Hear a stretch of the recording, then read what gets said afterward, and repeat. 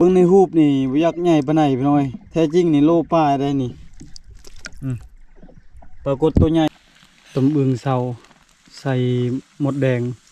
หายอดใบเตียวบ่มีđi cái đó đi ra như nhé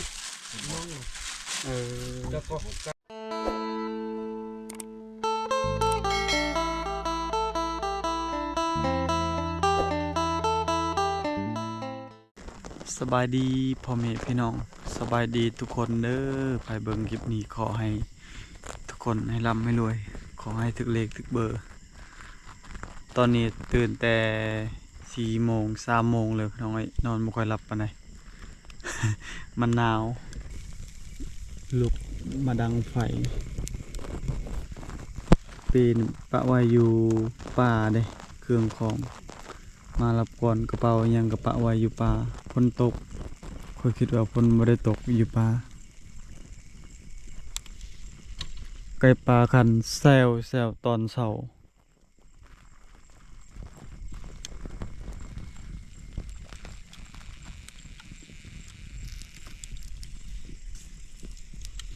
เดินแจ้ง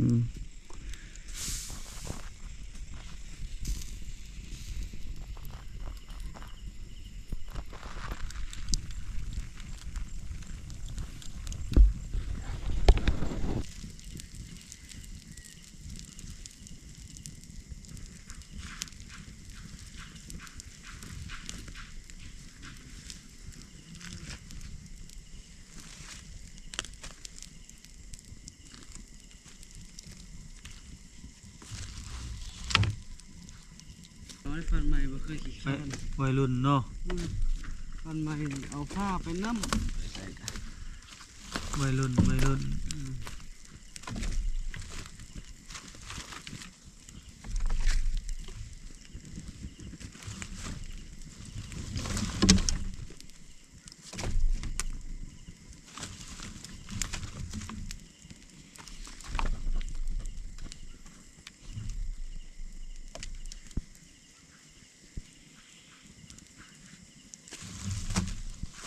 ปืนให้บนนาว ออกไปส่งพันธุ์ใหม่กับบ่าวพางเขาเจ้าขึ้นภูพี่น้องเฮาถ่ายยามมองตอนเช้า ยามมองเอาพี่น้องเอ้ยเดี๋ยวจักหน่อยประมาณ 8-9 โมงสิออกได้เดินทางกลับบ้านเมื่อเอาเครื่องของอีกเพอลืมในพานมักขี้ลืมในพานนี่สิเว้าสู่ฟังพี่น้องเอ้ยยังเกิดเป็นคนยังบุญที่สุดเลยปี2018หรือว่า17นี่แหละในพานพอดีสลบตั้งแต่4 โมงไก่สีแจงจนฮอด7 โมง 8 โมงตอนเช้าสลบแล้วก็พื้นบ่ฮู้หยังเลยนะพ่อแม่แล้วก็อ้ายทีมงานนี้เขาเจ้าน่ะให้หมดเลยเขาคิดเขาคิดน่าจะบ่เป็นคนแล้วแนวใดก็ต้องตายแน่บ่พิมพ์ก็ตอนนั้นยังน้อยพี่น้องประมาณ3 เดือนหรือว่า4 เดือนประมาณนี้แหละเฮาก็จื้อบ่ได้พี่น้องดนแล้ว โอ้พี่น้องยังบุญอีหลีเด้นั่นแหละสาเหตุที่ไปป่าไปดงมักขี้ลืมสิเว้าสิพังคนอยู่บ้านในพันเดือนหลายคนเสียชีวิตนอนแล้วก็ตายเลยส่วนหลายเฮาแบบบ่ได้ออกกำลังกายกินข้าวบ่เพียงพอแล้วก็เฮ็ดเวียกหนักบ่มีคำเวลาพักผ่อนนี่อันตรายที่สุดในผ่านเดือนนี้ผ่านมาแล้วเจ้าคิดเบิ่งแต่4 โมงเช้าจนฮอด7 โมงจักชั่วโมงพื้นสรุปบ่ไงสรุปแต่ว่ายังโชคดียังเกิดเป็นคนคือคนอื่นนี่ตายเลยคืออยู่บ้านนี่4-5 คน จังน้อยให้แจ้งๆก่อนหายามมองตอนนี้ยังมืดอยู่ผ่านไหมบ่ผ่านก็จะขึ้นไปหากุกหมากตอนมากับบ่เลาะทีมงานเฮาพอก็ฮอกม4แล้วก็บางถ้าพอบางให้นี่เขาลงมาตอนแรกเลยคันบ่พอนี่เขาลงประมาณ11-12 โมงนอนไหลบ้านเฮาเอิ้นว่านอนไหล ก็คือพี่น้องพังไทยเฮาก็จำบ่ได้น่าจะเป็นหัวใจวายหัวใจบ่ได้เต้นหัวใจบ่ได้ทำงานแบบนี้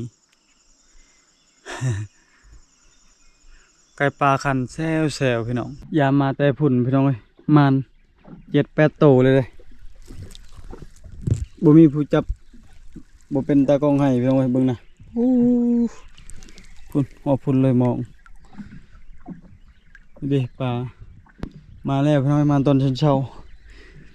ๆ ลืมค่าตั้งพี่น้องเอ้ยบ่มีตัวตั้งจับยากชิกูยามมองแน่แล้วก็อยากปิดปลาแน่ปิดยากอะไรปิดปลาก่อนโอ้นกแซวๆ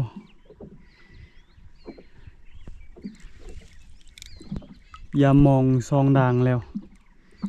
ใส่แต่ซองด่างยังเหลือซองด่างเฮาใส่เพราะว่าตอนเขาเจ้าเอากระสอบหนึ่งแล้วแต่ว่าทีมงานเฮาก็ใส่เด้น้องดาแล้วก็ลุงเพิ่นใส่มองเบาพิมพ์เบาพางแน่ใส่นี่ปลาสูตรโตบักใหญ่เลยมานปลาสิกลางพี่น้องให้ตัวที่3โอ้ยปุ่นเลยตัวบักใหญ่พอดีเฮ็ดลาบเฮ็ดชมเฮ็ดกอยใส่จุใส่จำมันจึงแซ่บปลาสิกลางเสียดายมองโตเขารักพี่น้องชนลายถึกปรากฏพอดีเขาใส่มองนี่ก็ยังมันปรากฏอีกเด้โอ้พี่น้องเอ้ยขี้สวยเลยทูบนี่บ่อยากใหญ่ปานใดพี่น้องเอ้ยแท้จริงนี่โลป้ายได้นี่ปรากฏตัวใหญ่ช่วงนี้ปรากฏมีไข่เต็มทองเลยปลาสูตรปลาเคิงมองใหญ่อันนี้ก็มองไอเหียงพี่น้องมองโตเขารักก็มองไอเหียงเพิ่นแบ่งให้น้องใส่ก็ยังบ่อึดอีกผูกขี้รักก็ได้ถ้าค่อยรวยมื้อหน้าสิบ่อยู่และเขตนี้ค่อยไปอยู่พุ่นถึงผาเลยไปอยู่ตะเวนออกตะเวนตกค่อยไปอยู่ถึงพุ่นมาแล้วพี่น้องเอ้ยบรรยากาศยามเช้าๆหากินทั้งน้ำนี่พอได้กินอยู่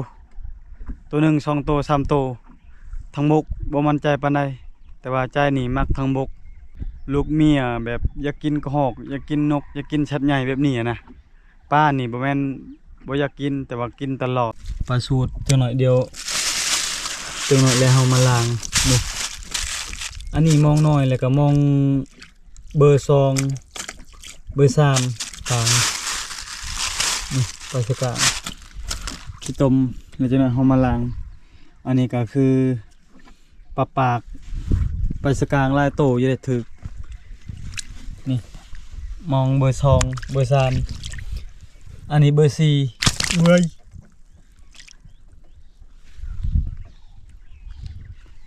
ไปหาทีมงานก่อนที่พักเฮาจุดนั่นแหละมื้อเช้าแต่เช้าๆไปส่งปะพานใหม่กับบ่าวพางเขาเจ้าขึ้นภูนี่เลยได้ขึ้นกายเลยเสียงนกแซวพี่น้องมารอบนี้เสียงนกหลายสังเกตเบิ่งสัตว์ป่าก็หอกไก่ผ่านเมื่อคืนนี้ก็ผ่านห้องดีใจฝนตกใหม่ๆอากาศเย็นใบไม้เริ่มเขียวขึ้นแล้วได้ลุงนอนหลับอยู่บ่เมื่อคืนโอ้นอนหลับนอนหลับดีอันใครแน่ในช่วงนี้เดือน3เดือนฮะ4ยุงบ่อยากหลายปานใดคันทาฤดูฝนตกเดือน8เดือน9นี่บ่ไหวแล้วกับยุงหลายลิ แล้วมีโอกาสได้กินปลาสดเลยบัดนี้ปลาหาเองมาเด้อมากินไปนั่นอยู่ห่างไกลโดยเห็นคลิปอยากมาเยี่ยมยามผ่านเดือนนะฮะเอามองผู้มาแต่พุ่นซองดังใส่เพิ่มมองอีกใส่มองใหญ่อยากกินปลาสดละมาเด้อมาเซละนองมายามเพิ่นพบเพิ่นยินดีต้อนรับปิ้งเอาบ่ฝากให้ทางบ้านห้วยทรายบ่ได้กินดาแบบนี้ดอกพวกเจ้า ไปตลาดยังบ่ทันเขาเลยปลาอื่นเด้อยู่ให้ทราย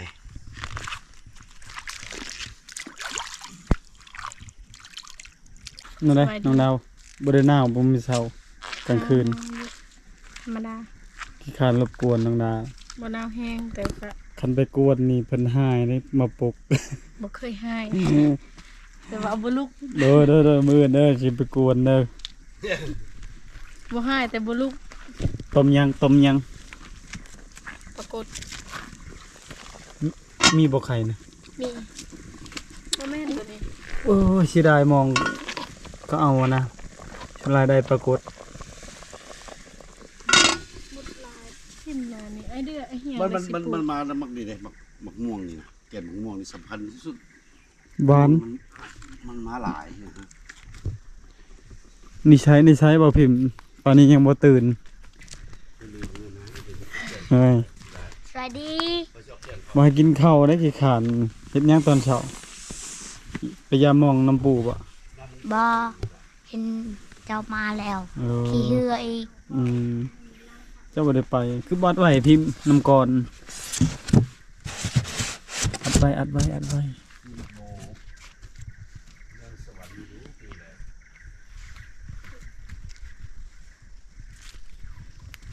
ตอนนี้ทีมงานเฮายังบ่มาฮอด ใส่ผักส้ม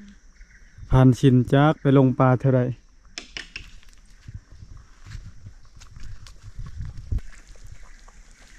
พิม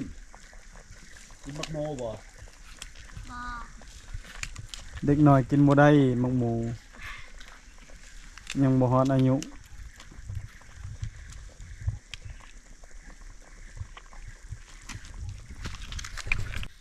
ครั้งแรกของปีของเดือนได้กินอึ่งย่างอึ่งต้ม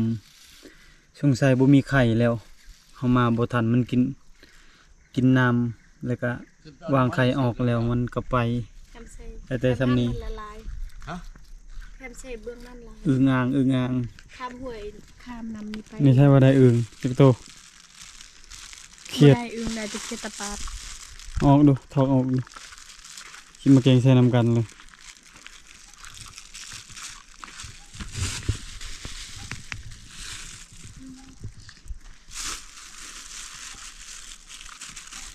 นี่เขียดอันนี้นะอันนั้นเบ็ดก็ได้เนาะตามเบ็ด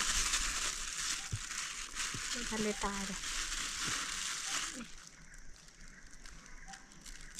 ไก่เลย ได้เขียดตะปาด ไก่หลาย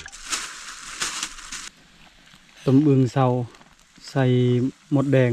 5 ยอดใบเตียวบ่มีต้มอึ่งประมาณ10ปลายโตประมาณนี้แหละหรือว่า7โตน้องดาเพิ่นก็ได้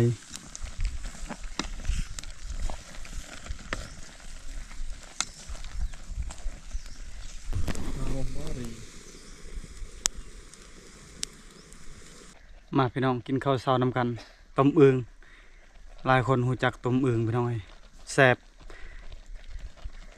สำหรับเฮากินอึ่งมันอยากเมื่อยอึ่งน้ำมันได้หยังเฮาก็ใส่หมดได้ผักได้มักเผ็ดมักเขือใส่หลายๆอย่าง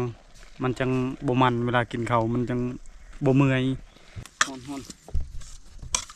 ฮอตกินข้าวตากแดด ๆแล้วเด้อ ขี้เหือตากแดด มาเด้อทุกคน หากินตากแดด มี ฮ้อนๆแมลงคือฝนสิตกเนาะ หลานเพนน้องดา ต้มปลา แล้ว ก ก็ ด ขบต้มปลากุด ต้มอึ่ง ต้มอึ่ง ต้มเขียดมา หลายปี กิน แล้ ข้าว วบ่ได้กินอึ่งมื้อ กิ นี้ น ได้ กินบ่พิมพ์ แล้ว กินเด็กน้อยกินไวรถ บ่เจียวน้องดาเจียว เงินลางที่มันไปจัก บ่ทันได้ล้างยัง อยู่ใส่ แม่ช่วย อ๋อ เธอจะได้ว่า เอาเลยอันนี้ อันนี้บ่ นั่นแหละนะบ่เป็นหยังนะ ธรรมชาติ นะทำซอย จงไว้แม่นจงไว้ให้เพิ่นแล้ว อือฮึ ไอ้ไม้กับเบาพังก็ยังบ่มา มื่นแล้วก็มา มาพี่น้องกินข้าวจะโดย บ่ว่าที่มื้อแรงที่มา บ่ที่บ่ คนแรงบ่ คันเขาได้นะมาคันบ่ได้ยันบ่มาดอก เพิ่นก็ถือเขาถือมีไป คำใหญ่ๆรถบ่พิมพ์ต้มอึ่ง กินผักหลายๆแถมมาเรียนโทรศัพท์ อย่างเด้ออย่างในหม้ออย่างในถ้วยตั้งให้เบาชินจนเฮากินก่อน อือฮึ มาเดินกันกัน มาเด้อบอสซินเอ้ยจงมาให้แล้ว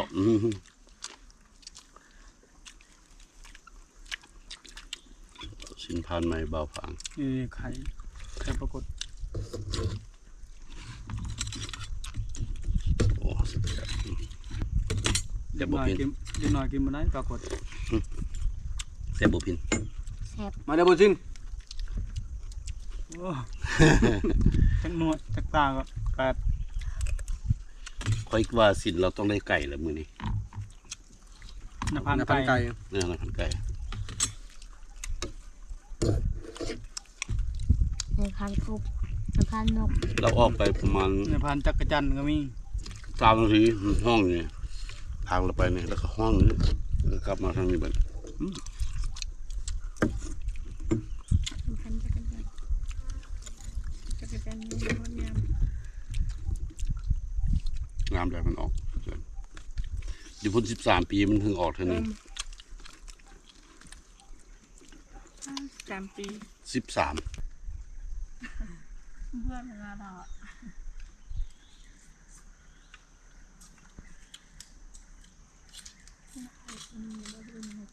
ช่องเล็กกันให้ได้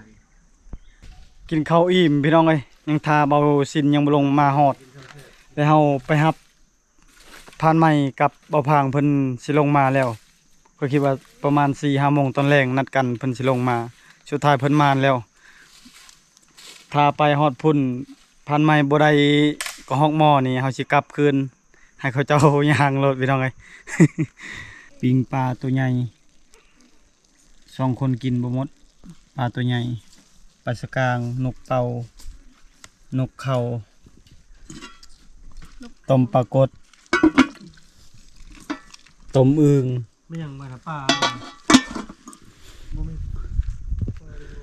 พันชิ้นลงป้าบ่จักหรือว่าโทรน้ำอ้อยมีชัญญาณในเท่านี้อู้โอ้ แล้วบ่สุดไปดินี่ตัวซับในกระเป๋านี่ ลงป้าพันชิ้นเอ้ยจักสิไปหาเท่าไรลงป้า ระวังในงูเหลื่อมปีกายจุดนี้แหละถึกมอง ปีนี้จะเห็นแล้วว่าบางคนตก เห็น จากปอด เห็นตลอดงูเหลื่อมกินยังกินน้ำชมน้ำหวาน น้ำแซ่บ น้ำเค็มน้ำนัวแกงกระมือ สุดน้ำขี้คานและเบาเห็น แอมไปเยอะนะ กินกาแฟกิน บ่กินก็ไป อิหยังกินอันนี้เป๊ปซี่ กาแฟ เป๊ปซี่กินขนมยังอีกช่องเทือFCฝากขนมนี่แล้วและแขวนะบ่มีเลยเบิ่งหน้าแขวนะ เยอะอ้อยเบิ้ลนักแน่ลูก บ่มีกินข้าว เออ ยายเชิง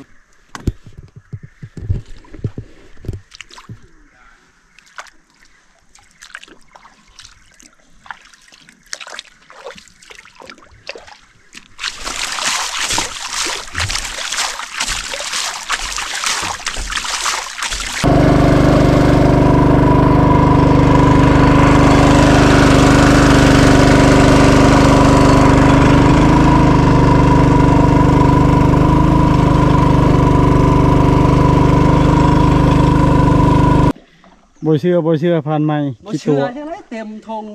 คันคอยบ่ไปนำนี่แล้วโลด เต็มทงยางแดงเจ้าเบิ้งหั่นน่ะ บ่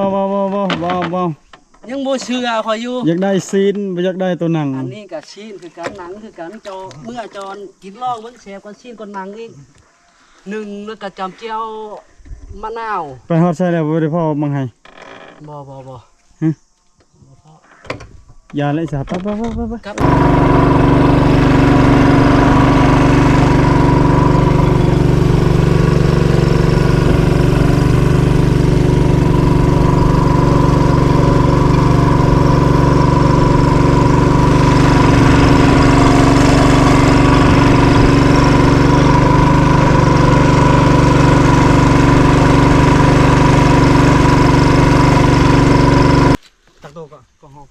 หลายแล้วก็ เป่า 6 ซอง นกเป่า2นก กระดูกนึง กระโหลกหนึงนกอันหัวขาวนี่ มานบ่ มาให้บ่มาให้สุกบ่ ให้สุก2ต้นผู้2ต้น เห็นบ่ของหมอ แรงขึ้นนํกัน เห็นหมอพังเห็นนั่นบ่นั่นชุดชมวิวชุดชมวิว คันค่อยขึ้นนี่เรียบร้อยเลยของหมอ อย่าคืดญาติยิ่งข่อยซ้ำ บ่เจ้าชาโพดบ่เดินว่า ฟันเดือนญาติข่อยยิ่งซ้ำบ่ได้ยิ่งได้ฟันเดือนนะ อยู่เท่าไรเห็นเท่าไรนะก็อันของหมอนะ นาพาสั้นๆหั่นแหละ บ่ให้เลย เกือบสิฮอด4โลพี่น้องก็หอกนกเป่า ใช่บ่ มามือแรกแขกมาเลย ประมาณ ของผัก นี่โคตรเลย นกเป่า จะชอบพอเอาเบิดว่า ต้มมันให้เบ๊ะ เอาไป นกเป่ามีแต่นกงามๆเลย กันแล้ว ลายอันนี้ กันแล้วไอ้ รีก็แล้วรีใช่เงี้ยๆ แล้วก็กะเลาะปลายกระนองบองทางในปานทำ น้องไอ้เดี๋ยวรีแกระมองไง มีปั่นเน้นแหละ โอ้ ตลอด ตุ้มแล้วดินี่ก็ นกกระรอก โอ้นี่แกอุ้ย กระรอก4ตัวโอ้นกอีก กรอบเด้งโกน เป้า บอลทันใดของมอน เป้า2 บ่ อันนั้นนก บอลก็บอลเลาะบอล นกแซว ละแม่เลยต้นนั้นแหละคนใดของมอน กแซวหรือว่านกกระแซวอยู่บ้านเขาเจ้าอาตุกสีเขียวเป็นนกหยังไง กระดูก นกกระโดกเขาบ่เคยมี นกเขาบ่ลายบ่พันไหม ลายอยู่แต่ฟันใหม่เอา แต่กระหอกมน หนึ่งแล้ว1ป้า1คนเดียว เฮ็ดพอดีอ่อนแซ่บหนึ่งใส่หวด ใส่ผัก ใส่เป็นนอกเป็นนัว มันจังนัวมันจังแซ่บตำแจวโอ้อันนี้หน้าหมูป่าบ่ผ่านใหม่อันนี้หมูป่า อันนั้นแหละ โอ้ ผ่าน เข้าใจผิดแล้วคันบอกว่าได้ไปรับให้ย่างเอาไอ้ไม้ว่าสิย่างเมื่อคืนนี้ มาสิย่างมาแล้วฟันเดือนนั่งไปหับ พอดีทีมงานเฮายังเหลือแต่ผ่านชินยังบ่ลงมาพี่น้องเอ้ยสงสัยลงป่าแล้ว แล้วเฮากลับมาบ้านก่อนขึ้นไปเอาเครื่องตอนแรงๆสิลงมาอีกม่านพี่น้องเอ้ย ก็ขอเวลาพักผ่อนก่อนเผาจากเมืองบ้านชิบเอาเครื่อง ผ่านชินนะลงป่าสุดท้ายลงป่าตอนนี้เวลา11 โมงยังบ่ลงมาอยู่โอ้จากเพิ่นไปทางใดเมื่อยหาแล้วก็เมื่อยห้องหาโทรหาก็บ่ได้อีกปกติจุดนี้นะมีสัญญาณอยู่โอเคพี่น้องสำหรับคลิปนี้ขอจบไว้เท่านี้ก่อนเด้อก่อนอื่นหมดขอให้ทุกคนให้ร่ำให้รวยยามพี่ยามน้องก็ขอให้เดินทางปลอดภัย